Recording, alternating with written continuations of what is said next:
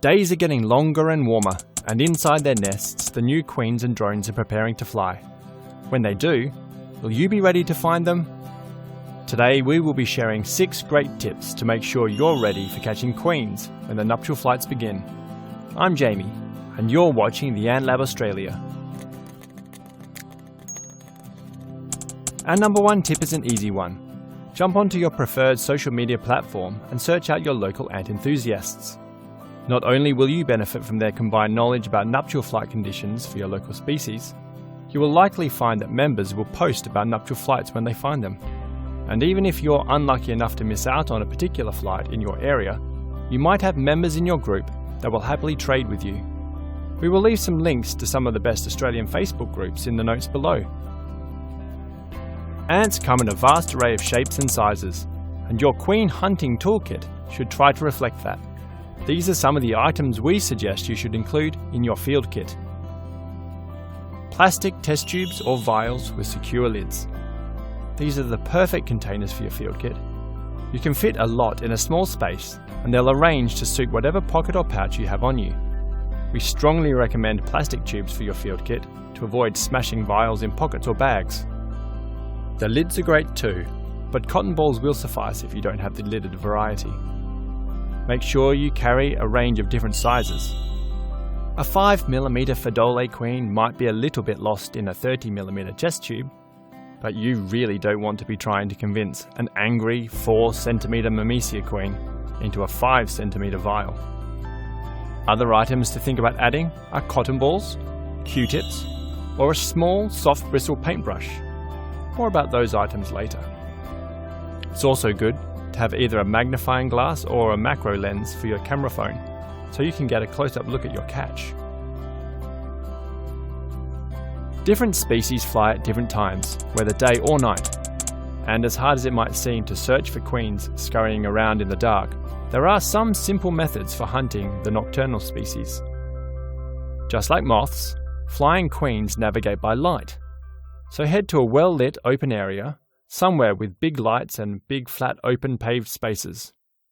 Another option is to make a light trap. A very simple contraption, a bright light over a white bucket or big white sheet. For an even more effective trap, use a black light bulb and watch all the bugs from the neighbourhood come to you. You'll just have to sift through the beetles and moths to find your queens. Our new winged queens and drones, or elates as they're called, are off and flying around, getting intimate with each other, ready to start a new, massive family. And when they land, you'll need to tell them apart. Both have wings, yes, but there are some easy telltale features that will help you distinguish one from the other. Male elates are typically smaller in size than their female counterparts, with markedly smaller heads sporting long and very straight antennae. In comparison, all female ants, whether queen or worker, have 2 distinct parts to their antennae, hinged at an angle. Another distinction is that males will die shortly after mating, so that one is a dead giveaway. Typically, once a queen has flown, mated, and landed, she will deftly sweep her legs over her back and remove her wings, so you won't always be able to find queens by looking for winged ants. You'll be looking for a larger than typical specimen, with a large middle body segment, or mesosoma. This can be hard to see sometimes, so it's generally good experience to catch first, and then have a closer look at her in your vial. Glad you have that magnifying glass handy? What you will be looking for under your magnifying glass will be 2 scars left on her mesosoma from where her torn off wings had attached to her body. Remember to also use your local Facebook group to help you identify if you have a queen or not.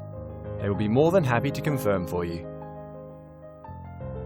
Once mated and down on the ground, there is a short period of time where she will be looking for a nesting site. They won't be out for very long, as there is a good chance while out in the open that they will become lunch for a bird, reptile, or even another ant colony. This short window is your best chance to find them. You'll be wanting to look in a well-lit open area with no grass or plants. Paths or driveways are especially good. Just walk along and look for that slightly larger than normal ant. Get down on your knees and get her into one of your vials. Now, just how do you do that without hurting them? Option 1 is just put the vial over the top of her and let her climb the side. Option 2 is to use the test tube lid to coax her into the waiting tube. Option 3 is to corral her with your fingers and get her to climb onto the back of your hand. This is great for smaller, non-aggressive species. Once crawling over your hand, place the test tube over her and let her walk in. Just make sure you have the lid off before you get her on one hand. Those lids can be tricky one-handed. Option 4 is the cotton bud or paintbrush method. Both are soft enough that touching the queen with it won't hurt her, and, bonus, many ants will attack the bud or brush, clinging on. Great! Now just tap her into your waiting vial. Once our landed queens have found their ideal piece of real estate, they will dig themselves a small chamber and seal themselves in to lay their first batch of eggs. This is called the claustral chamber, and most queens will seal themselves away for months, raising their first generation, sustaining themselves by reabsorbing the muscles no longer needed for flight. In the ant community, it is generally frowned upon to remove a queen and her brood once the claustral chamber has been established.